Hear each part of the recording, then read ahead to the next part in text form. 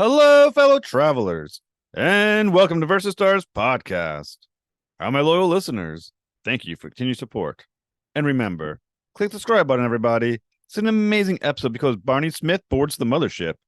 You know him as the host of StoryComic podcast. He's now the author of Dadder Jokes, now on Kickstarter. Come aboard as we go traversing the stars. Hello, Mr. Smith. Thank you so much for coming to the Versus Stars podcast. Well, thanks for having me, Jeff. You know, I've been an avid fan of your podcast for a long time. I subscribed to your channel, and when I was able to connect with you to be on your show, it's indeed a great honor to be able to sit down and talk to you. See, that's how I feel about StoryComic. So, those who don't know, you're the host of a fantastic podcast called StoryComic Podcast. It is incredible. So, we're going to talk a little bit about it a little bit later because I definitely want to sell your podcast to people. But how does it feel to be on the other side of the microphone? You know, it's great because one of the best things about doing a podcast is like I one of the things is like as an interviewer, I truly feel you don't talk about yourself during the interview. Yep. I'm a big fan of Fresh Air by Terry Gross, and Terry Gross doesn't talk about herself at all. She only talks to and gets more information about the people that she's talking to. So I keep that I keep that in mind as I have people coming on my show. And I'm really happy to say, as of this recording, I just recorded episode 300 Holy of crap. StoryComic Presents. Yes. Nice. And so every 100 episodes, I interview another Barney Smith. So it's really fun. Like the episode 100, I interviewed, and unfortunately he passed away before I got to that episode. There's a very famous Barney Smith who actually painted and did artwork on toilet seat covers. And he was from Texas. I think died at like the age of 96 or so. But what I did is I had the curator of his museum come on for episode 100. Then episode 200, I figured out, I think I created a kind of a system here. So then I went out and I found another Barney Smith who is an Australian music journalist and also a musician himself. And I reached out to him. So he was on episode 200 of StoryComic Presents. And so I just recorded episode 300 and I found this incredibly famous and well-known classical musician conductor from Great Britain named Barney Smith, who also is the founder of a Grammy-nominated a cappella group called Vachis 8, and who have 250,000 downloads on Spotify, has 22,000 monthly listeners on Spotify. So I sent him this email just kind of like saying, hey, my name is Barney Smith. Your name is Barney Smith. I do this thing every 100 episodes. Do you notice when Gen Xers talk about how like when they talk to someone, they pretend they type as they talk? Right. I just noticed that. And I said, do you want to come on my show? Thinking it's just not going to go anywhere. And he sent me an email like 2 days later. Like, I'd love to be on your show. So he was on my show and it was so fun talking. And he said, you're like the first Barney Smith I ever met. And I'm like, that's cool. You're like the fourth one I've ever met. Apparently it's a very creative name, huh? Because every creative Barney Smith you've met is in some way in the arts. See, exactly. I mean, I'm sure there's Barney Smiths that aren't, but I'm sure there's some of those like random truck drivers named Barney Smith. And I would still get him on for episode 400. I'm sure I'm gonna find another Barney Smith. I have to because I've already made that tradition. So it's really fun sitting down and being on the other side of the interview and being able to talk about myself for once. So thanks, Jeff, for having me on. Now here's an important question, because you do have the power of editing. Have you ever considered interviewing yourself? You know what? I was almost worried that if that other Barney Smith didn't respond and say he didn't want to be on the show, I was going to think, well, that's the best part about also being Barney Smith, is that I always have a backup Barney Smith I can always interview. So that'd be funny. I thought about, like, there have been times when I haven't had a lot of a thing like worry about not having a guest. I'm like, I can't edit it, so I'm literally debating talking to myself for an interview. How narcissistic is that, and how hard of editing is that going to turn out?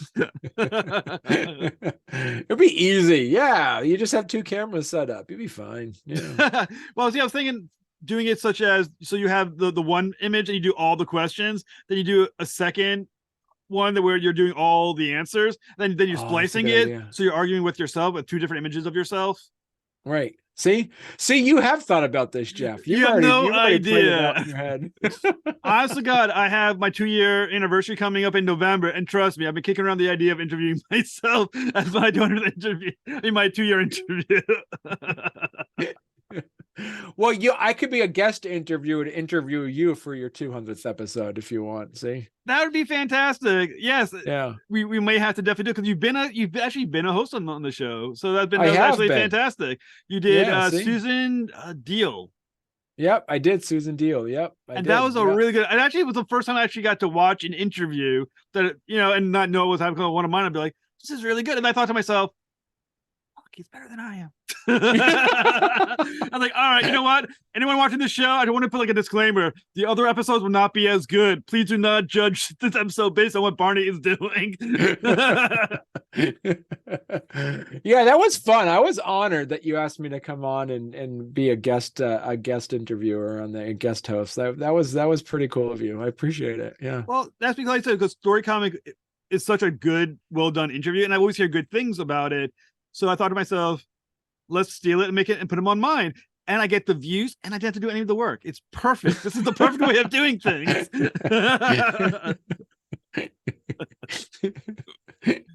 Well, any other time that you want to keep me from actually having to do my actual work to get credit for my views and subscribers, feel free to take any guests you want and save me jump on anytime. Yeah.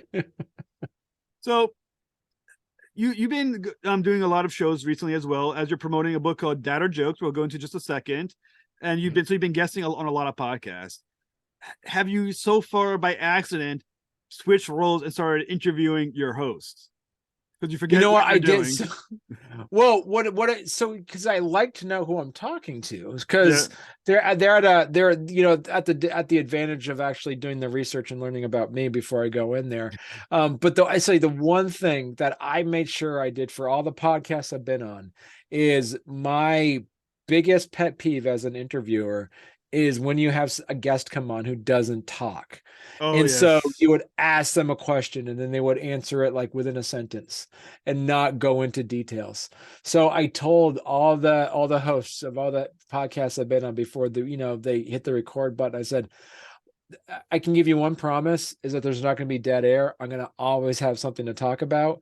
And I'll make sure that you never have to like pull anything out from me. I'm going to make sure that I'll be able to answer all the questions for you succinctly and also to excess. So it'll give you more things to edit later, but there will be you do not have to worry about pulling info from me. And so, it's, as I've had a blast. I had quite a blast talking to and it's so fun to see people's different styles of interviews as well. The common thread that goes through is that it's really good questions, really good hosts, and people are able to have that genuine passion of wanting to share that. Because here's the thing, and we talked about this in our when we had your at the end of last year, we had your podcast that was like end of the year extravaganza kind of thing. Yes. Yeah. So technically this is the first time I've been on your show by myself, with other guests. So yeah. And one of the aspects of that was that it's always been a pet peeve of mine, is that, as doing a podcast, we're providing free marketing in a way for people. And then being able to there should be a pretty safe expectation that they should be sharing that stuff. They should be able to do that because we're taking time out of our schedule to do this, on behalf of creatives. So that's something also, Jeff, is that you can guarantee is that I'll be sharing and promoting and pushing this interview as well to all the StoryComic, listeners and supporters as well. So, yeah. So as someone who, once again, is a highly experienced podcast host, how's it ruined your ability to tolerate bad hosts?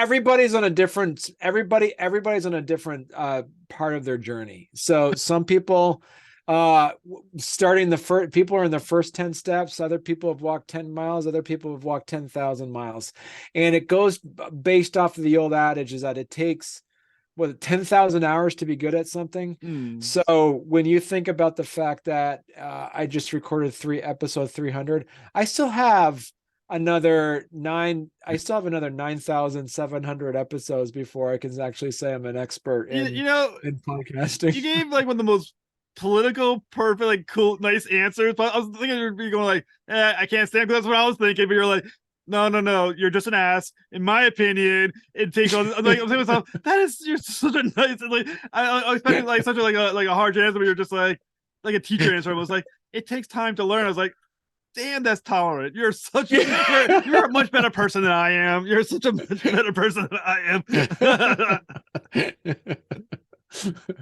Which is probably why your shows are so nice to listen to. You're just a nicer guy.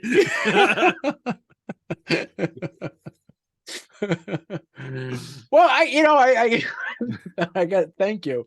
I remember my father always says, if someone ever compliments you, don't just say thank you. Don't disagree or embellish it. Just say thank you. So thank you, Jeff.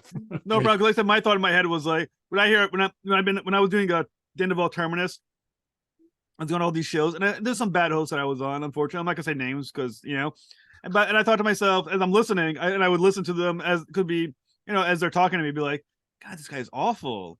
Oh my God, what are you doing? But you're just like, no, everyone's great. I'm thinking to myself, just a better guy.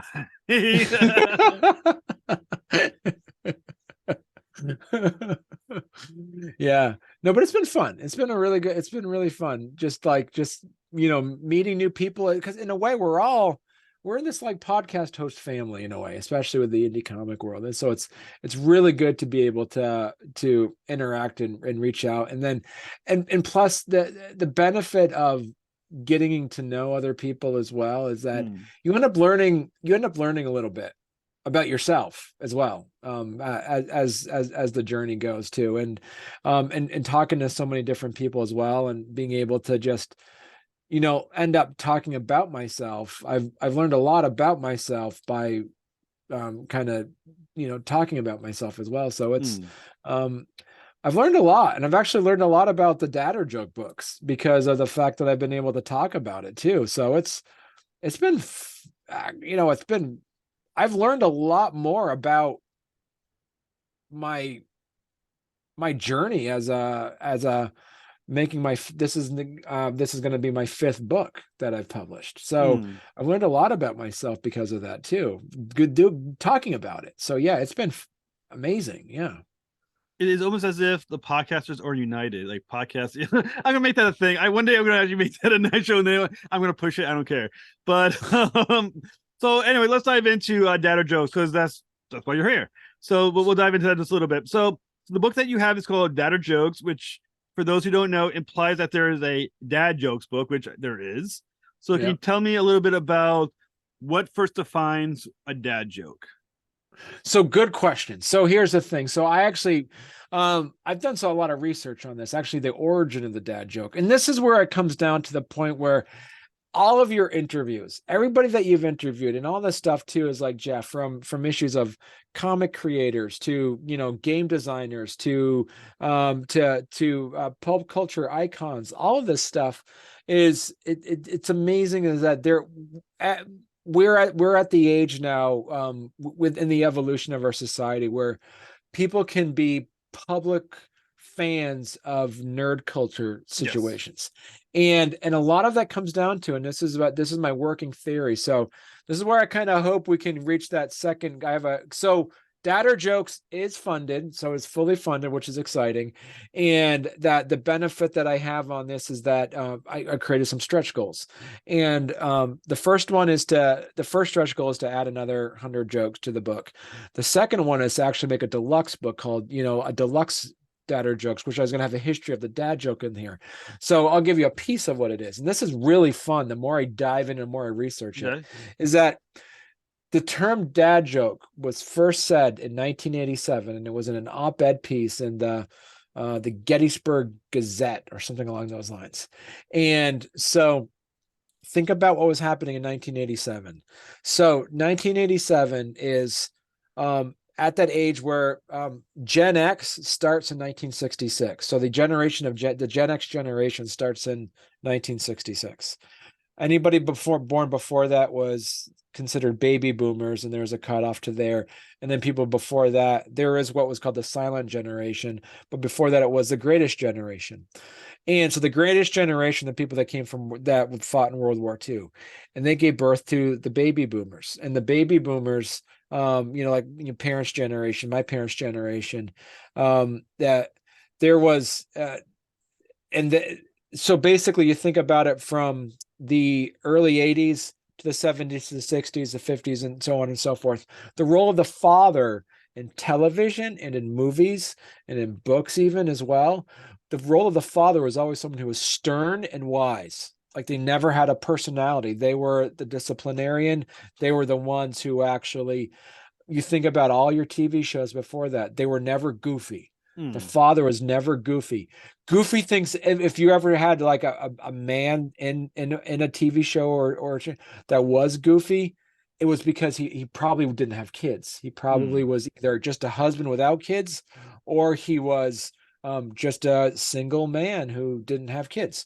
And so it wasn't so. So what happened is like around that era between the mid 80s when they actually started allowing fathers to kind of start being goofy was towards the late 80s when that happened.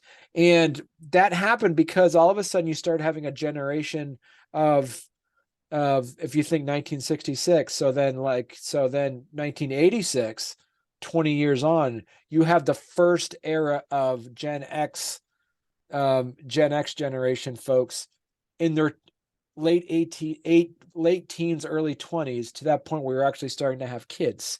So you're starting to have the Gen X folks starting to have kids around 1986, 1987, when the advent of the dad joke came about. And so what happened there is that we started seeing a cultural shift of allowing adults to break through that foundation of being it's okay to be goofy. That's when you started seeing 87, 88 is when Full House came out, where you had Danny Tanner was the dad. He wasn't goofy. Goofy things happened to him. His personality was like he liked things to be clean. But that's where you had Uncle Jesse and his friend Joey, who were in response to be the adjunct funny dad thing. So you started to see cracks there. You started to see the Cosby Show. We actually had Bill Cosby, who was a comedian at that time, took on the role of Cliff Huxtable, who was still goofy a bit, but he also was serious. So we started seeing that edge starting to happen. But it was then 89 when you started having Married with Children, and then it full on blew up with Home Improvement. We actually had a father who was goofy. What happened was, and this is it, when I was a kid in the mid 80s, there were men in their 40s and 30s that would go to the comic book shop, but comics books were sold and they put them in a brown paper bag because there was a level of shame of like, I just bought comic books and I'm 42. Like you could not see, like it was a secret that you did that. There was some shame about that because what it is like there was a cultural expectation of what an adult man should be doing. And so in turn, like a father figure should be doing. But as soon as in the 90s came around, where all of a sudden it was okay, that there was that breakthrough of saying we're going to disrupt the nuclear family ideal of what a father is and break that open and allow a dad to have a personality. That's the start of it, Jeff. This is my working theory. That's the start of it, where all of a sudden it was okay for a father to have a personality. It was okay for a dad to have fun. And what that meant is that it's okay for a dad to read comic books. It was okay for a dad to play video games. It was okay for a dad to play Dungeons and Dragons. And that once you broke down that patriarchal perception of what a father is, that allowed the mother to be the head of the household. It allowed the personality to happen with mothers to happen. And all of that kind of broke open. That's when I think about where we are generationally speaking, of where we are today with the advent of Marvel movies being the biggest selling thing, allowing Dungeons and Dragons to be popular, all that stuff, comic books being read by all ages. I really truly believe that if the foundation of all that, if you look at the trunk of the tree at the bottom of it, was the fact of breaking through the cultural patriarchal paradigm of what a father figure is, allowing the father to be goofy and allowing the father to be funny, then gave permission for all of people's perceptions of what a family is broke right open.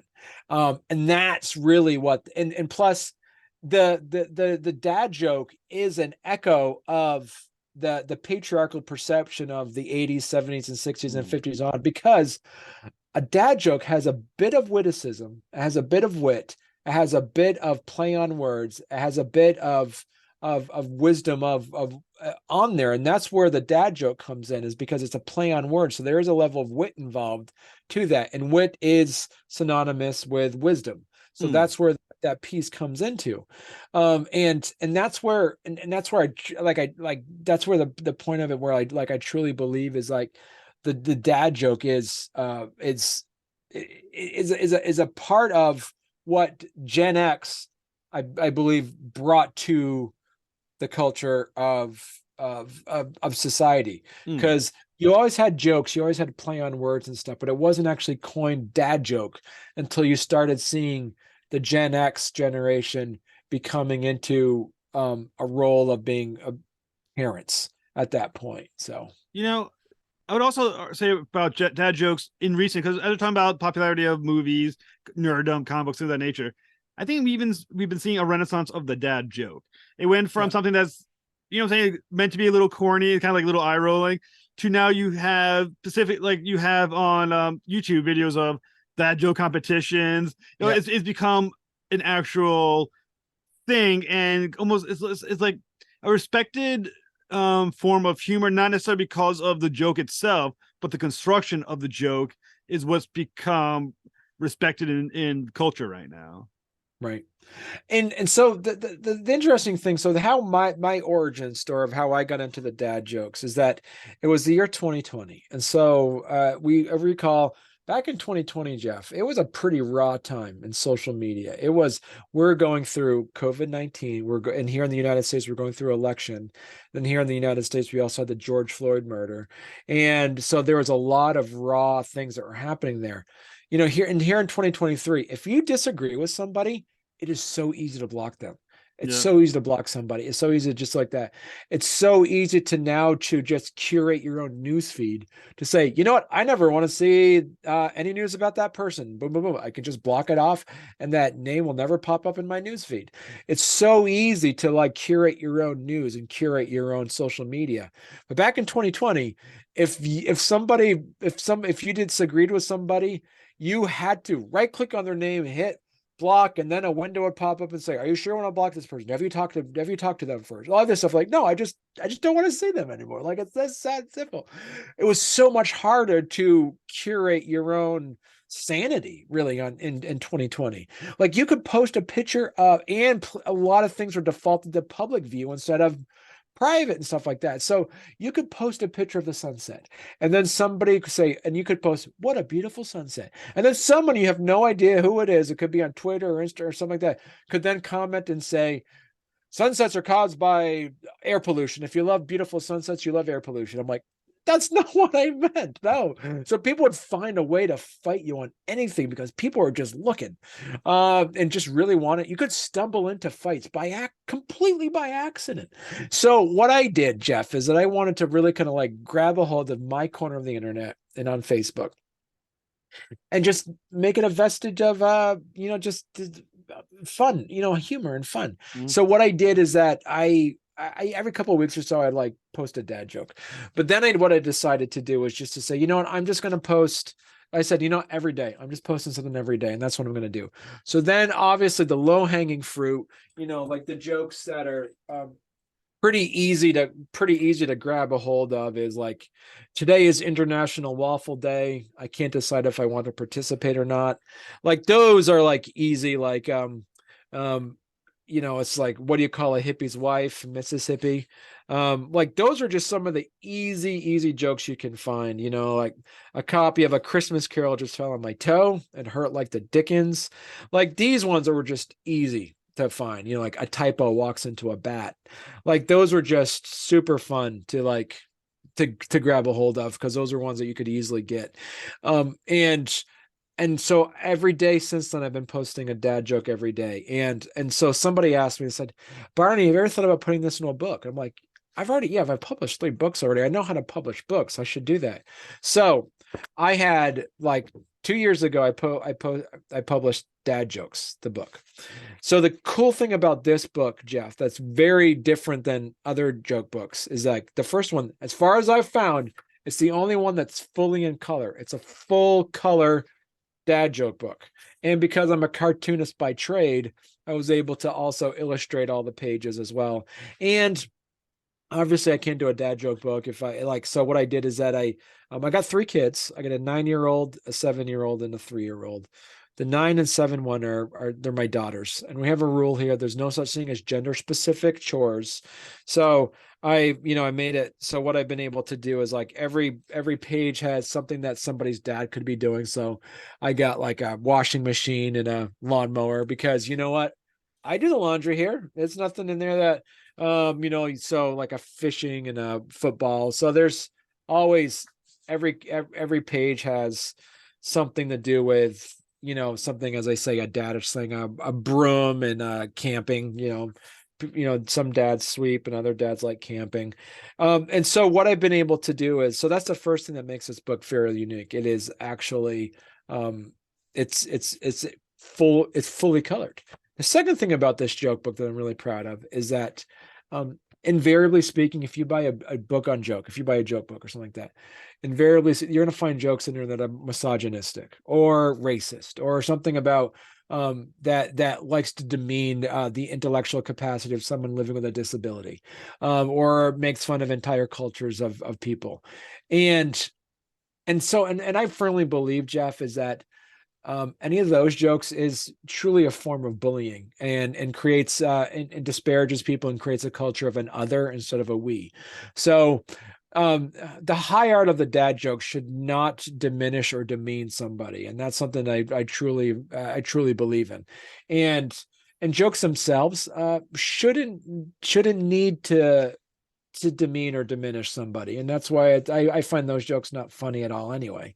And invariably speaking, joke books, as far as anybody is concerned, joke books done well are some of the best presents to give somebody, some of the best gifts to give. And if you give a joke book that actually has something, even a good example here in the United States, we have what's called National Public Radio, NPR. NPR put out a joke book a few years ago. There's entire sections in there that just make fun of the other political party. So and that itself is like, even some places we think is a safe source of material ends up being unsafe, because what happens is when you buy a present for somebody, there's 2 reasons why you would buy. There's two things you buy a present for. You buy a present for someone who you think they'll find value in, or you give a present to someone that you find value in, that you want to impart. Like a grandparent giving a savings bond to their child. 5-year-old doesn't care about a savings bond. They wanted that the latest, Paw Patrol toy. So, but the grandparents doing it to provide value, they find what's value. So here's the thing about, if you're buying a joke book, that has some issues of misogyny in it, or some racism or something like that, it could mean 2 things. It could mean, one, that the person you're giving it to, you think you'll find racist jokes funny, or you find misogyny funny. Or it can mean, as you give that the person that receiving it thinks that you find those jokes funny. So that's what I love about my book, is that it's completely safe from any of those misinterpretations, or finding any humor that could be considered bullying. The third thing about this book, which I love, is I love old time radio programs, Jeff. I'm a huge fan of old time radio programs. I will listen to all the old Charlie McCarthy, all the old Jack Benny, Groucho Marx, all that kind of stuff. And I love tweaking them because they're 80 years old, tweaking them for a modern sensibility. A good example is there was a good joke that's from Charlie McCarthy joke that said that I tweaked it a bit for this. For me, is that it was I told my wife, I told my wife when I was in my 20s, I was unbelievably handsome. And she responded, "You're right. I don't believe it." That's an old Charlie McCarthy joke that you won't find anywhere in anything other than like digging deep. And the fourth thing about this book that I find I'm pretty proud of is that about 5% of the jokes in the books, this one and then the sequel, or I invented on my own. It's not that it's not being smart or anything. It's just a play on words. It's just puns. And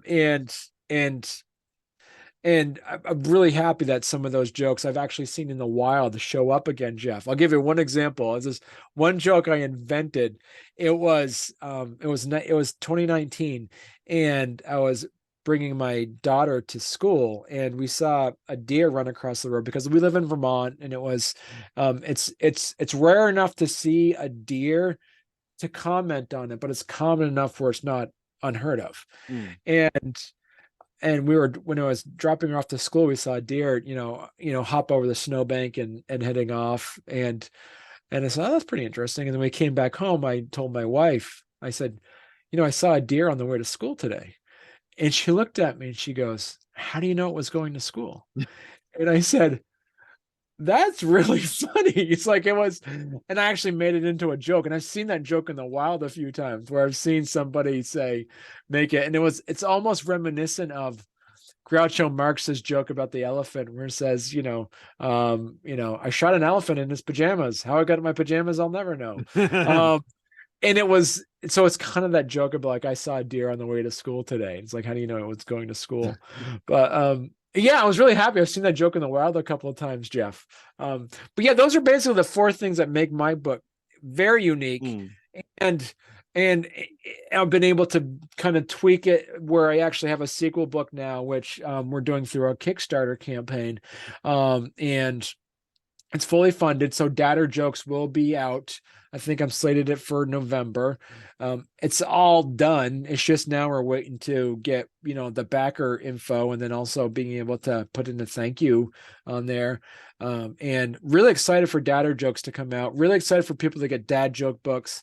For those that are interested, the dad joke books is on sale, really, if you buy it through the Kickstarter, because I think it's more expensive if you get it through Amazon, or if you get it through Barnes and Nobles, if you get through any online outlets. It's a great price to get it now if you want to get both of them together at a really good deal as well. So yeah. So I think what's interesting about your dad jokes is that in the world of comedy right now, especially stand-up comedy, there's an argument being made that stand-up is dead because you can't say the jokes you used to tell. Because obviously, the blaming woke culture, things of that nature, that you can't tell the jokes you want to tell, thus comedy is dead. However, dad jokes are extremely popular. They're funny. Like I said, they're getting that renaissance. So how does your book and your dad jokes counter the perception that if a joke doesn't have, if that clean jokes or clean stand-up does not work? Well, frankly, it's not true, because you think about Stephen Wright was hilarious. Jim Gaffigan, I think, is good.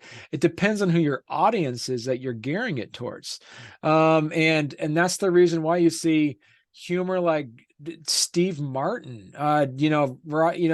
There's so many comedians out there, that stand-up comedians that are out there. Nate Berkowitz, I can never pronounce his last name. I think he's hilarious. Slice of life observation is some of the funniest humor, because you understand what the comedian is saying, and that's pretty darn funny. When you make a joke that you feel like you have to disparage somebody, that's never funny anyway, and it's quick and it's cheap, and that's why those comedians don't last long. When's the last time you heard Andrew Dice Clay? I mean, it's like he's not. Yeah, it's once the shock factor goes off, but you're talking about the longevity of humor.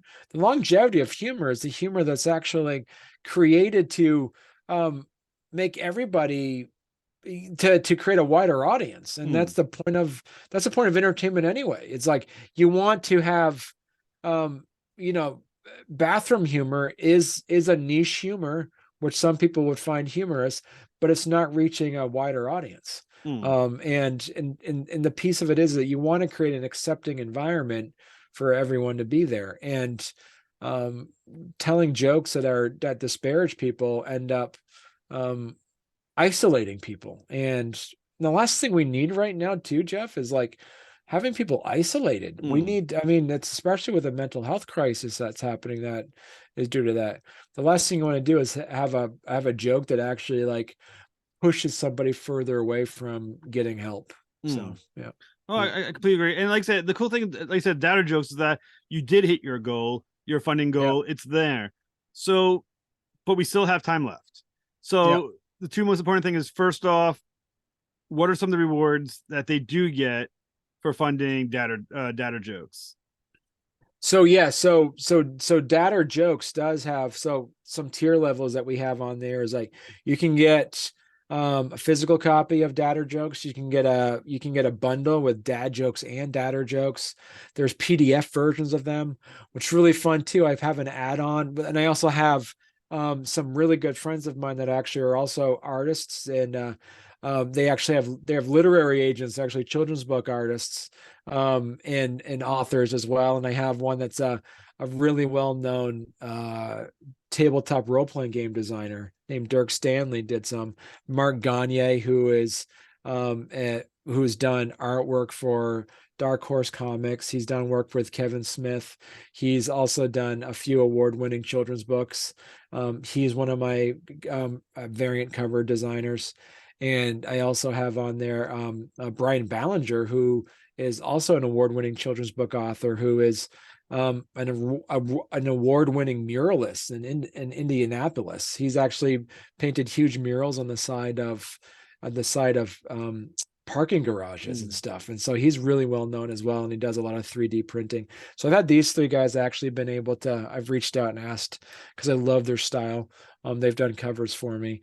And also too, I have a really cool add-on that I'm really excited about is bookmarks. You got to have that. And plus the dad joke bookmarks almost look like Bible verse bookmarks you'd find in like your grandmother's Bible, because it's like pretty cursive with like trees and fields and prairies, and then some like fuzzy looking kitty cats and stuff on there, but they're all dad jokes. And that's the funniest part. From a distance you think they're like something that you'd get your like 80-year-old grandma, but they're all funny dad jokes in there.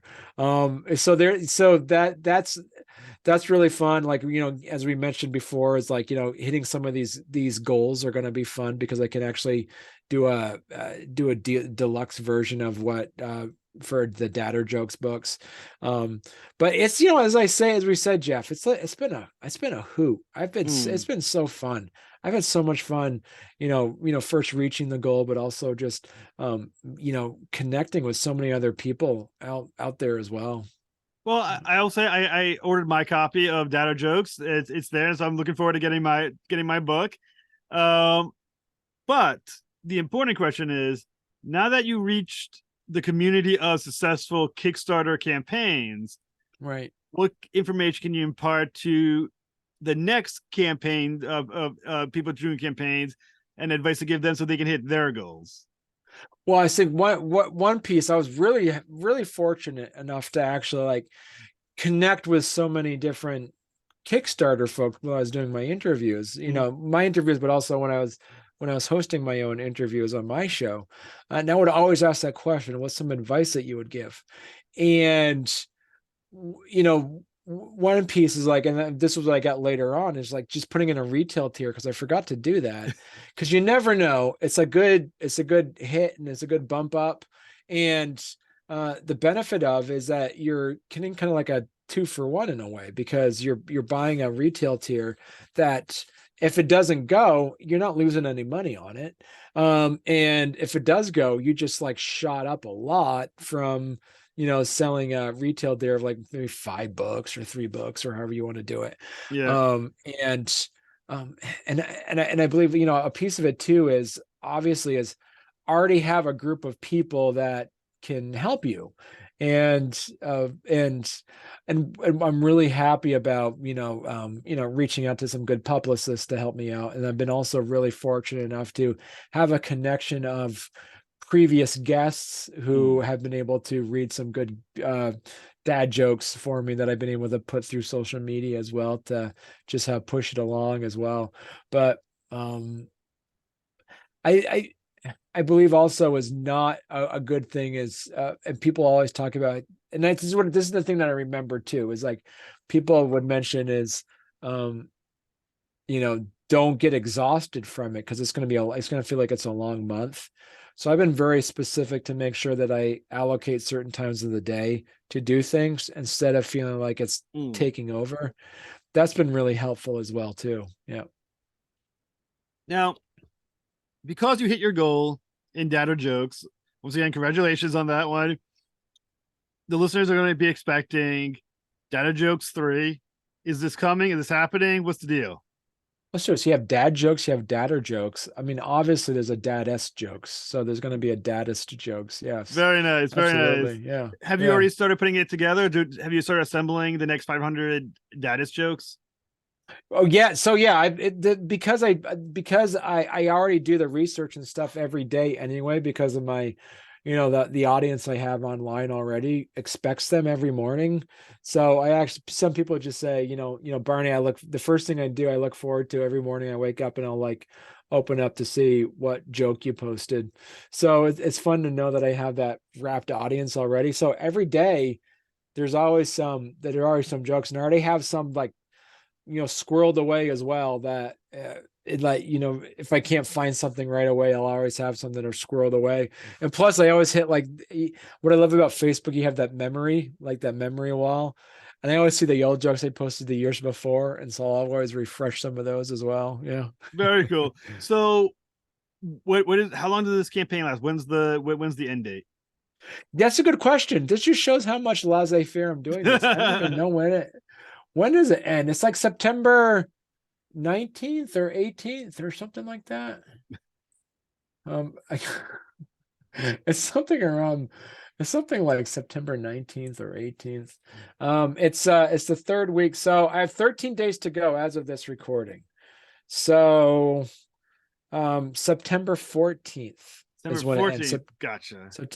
So to make this a green interview, if you miss this, you can always go to kickstarter.com/project StoryComic dad or whatever that is. You can actually go there and find it, and you can actually like see that, or you can go to my website at storycomic.com, and there's be a link to Dadder Jokes, and you actually then can purchase that book through there as well. Yeah. Very cool. Mr. Smith, it's been an absolute honor to have you on the show.